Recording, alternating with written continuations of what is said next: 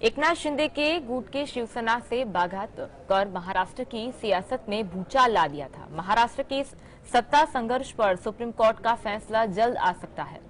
Supreme court का फैसला बदलेगा महाराष्ट्र की सियासत, खतरे में शिंदे की कुर्सी। जाने क्या है मामला, स्पेशल रिपोर्ट में। महाराष्ट्र की सियासत में घमासान छिड़ा है और सीएम एकनाथ शिंदे की कुर्सी पर खतरा मंडरा रहा है। ऐसा माना जा रहा है कि अगर सीएम शिंदे की कुर्सी जाती है तो अजित पवार, देवेंद्र फडणवीस, सुप्रिया सुले, जयंत पाटिल और राधाकृष्ण विखे पाटिल में से कोई एक इस कुर्सी पर बैठ सकता है। ऐसे में महाराष्ट्र में एक अनार और 5 बीमार जैसी स्थिति पैदा हुई है। महाराष्ट्र के सत्ता संघर्ष पर सुप्रीम कोर्ट की संविधान पीठ अपना फैसला किसी भी वक्त सुना सकती है। एकनाथ शिंदे ने 40 शिवसेना विधायकों के साथ ही की गई बगावत महाराष्ट्र के राजनीतिक इतिहास में सबसे बड़ी बगावत कही जाती है। शिंदे के इस कदम और हिम्मत ने उन्हें पीएम मोदी और केंद्रीय गृह मंत्री अमित शाह के बेहद करीब पहुंचा दिया। बीजेपी और शिंदे के करीबी सूत्रों बताते हैं कि शिंदे और अमित शाह के बीच शानदार ट्यूनिंग है। ऐसे में शिंदे की छुट्टी होने की खबर भले ही राजनीतिक गलियारों में हो रही है, लेकिन कोर्ट के फैसले के बाद भी शिंदे को विधान परिषद का सदस्य बनाकर सीएम बनाया जा सकता है। अगर कोर्ट का फैसला सीएम शिंदे के पक्ष में नहीं आया तो उनकी कुर्सी जाना तय है।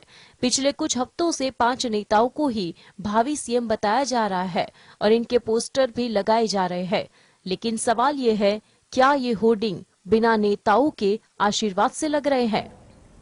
Bureau report, GST. पार्टी की प्रत्याशी शैली ओबरॉय एक बार फिर दिल्ली की मेयर बन गई है। उनके अलावा मोहम्मद इकबाल को भी डिप्टी मेयर पद के लिए निर्विरोध चुन लिया गया है, क्योंकि बीजेपी की ओर से मेयर और डिप्टी मेयर के प्रत्याशियों ने चुनाव से पहले अपना नाम वापस ले लिया। कांग्रेस ने क्यों किया चुनाव का बहिष्कार, क्यों भाजपा रेस में से हुई बाहर, देखते हैं रिपोर्ट में।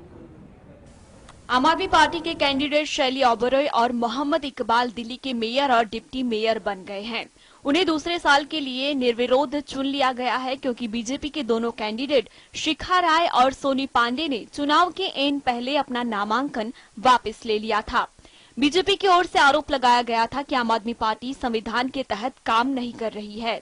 हमारे सभी प्रयास के बावजूद आम आदमी पार्टी स्थायी समिति और वार्ड समितियों का गठन नहीं होने दे रही है, जिसकी वजह से नगर निगम की कोई कार्य नहीं हो पा रहा है।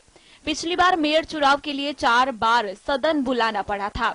कांग्रेस के नवनिर्वाचित पार्षदों ने मेयर चुनाव का बहिष्कार किया था। इस दौरान कोई विरोध नहीं हुआ था और न ही किसी तरह की नारेबाजी हुई थी। मेयर चुनाव में दिल्ली के कुल 10 मनोनीत सांसदों, 14 मनोनीत विधायकों और 250 में से 241 निर्वाचित पार्षदों ने वोट किया था।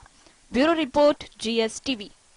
दिल्ली के मुख्यमंत्री अरविंद केजरीवाल की सुरक्षा में बड़ी चूक का मामला सामने आया था। आम आदमी पार्टी ने दावा किया कि सीएम केजरीवाल के घर के पास एक ड्रोन उड़ता दिखाई दिया है। उनका घर नो फ्लाई जोन में आता है। फिलहाल पुलिस अब ड्रोन उड़ाने वाले एक शख्स की तलाश में जुट गई है। देखते हैं रिपोर्ट में।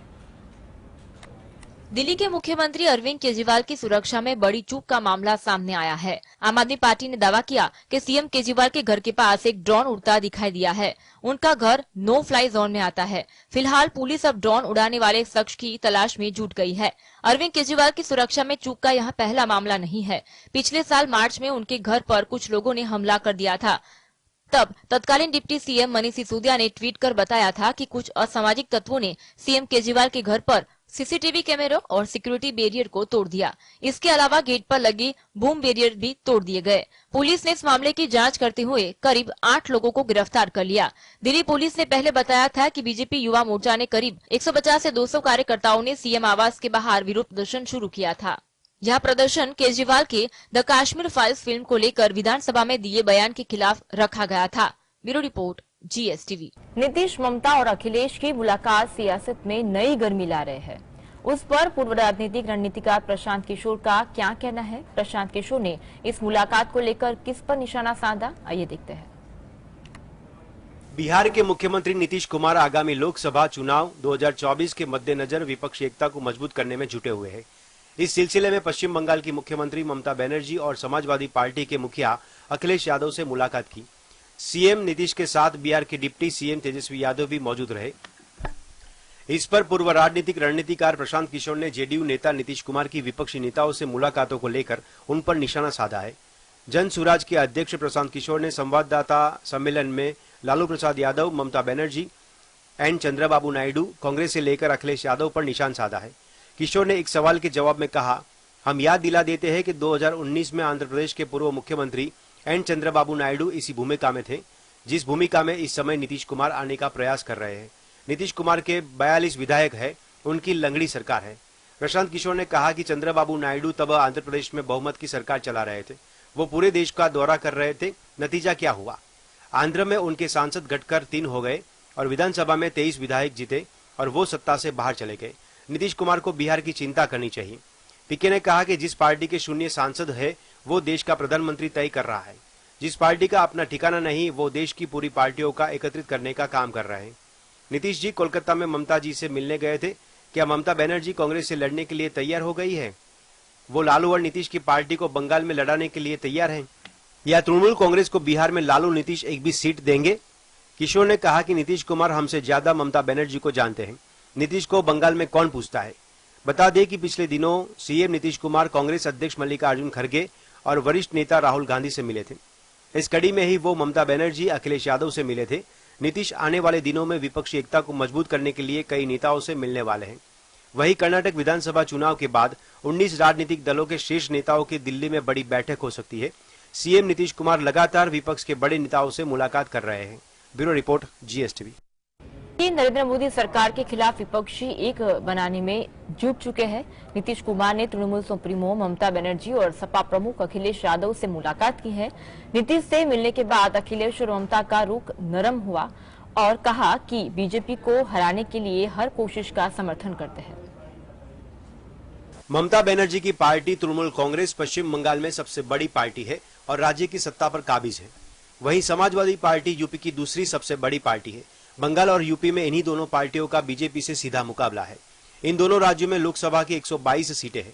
ममता और अखिलेश से मुलाकात के बाद बिहार के मुख्यमंत्री नीतीश कुमार ने कहा, जो भी दल साथ आना चाह रहा है उनके साथ जल्द ही एक मीटिंग होगी। सभी दलों के साथ मिलकर चेहरा फाइनल कर दिया जाएगा। इस दौरान नीतीश ने कहा कि पीएम बनने की मेरी कोई इच्छा नहीं है। ममता बनर्जी और अखिलेश यादव जिस तरह नीतीश के साथ आने को तैयार हुए हैं उससे सियासी अटकलें भी लगनी शुरू हो गई है। ममता और अखिलेश हाल ही में कांग्रेस के साथ गठबंधन के प्रस्ताव को ठुकरा चुके हैं।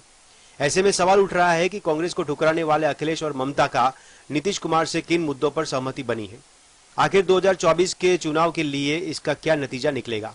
नीतीश कुमार से मुलाकात में ममता बनर्जी ने कहा कि गठबंधन को लेकर हमेशा से विपक्षी दलों की मीटिंग दिल्ली में होती है और यह कांग्रेस की मीटिंग बनकर रह जाती है।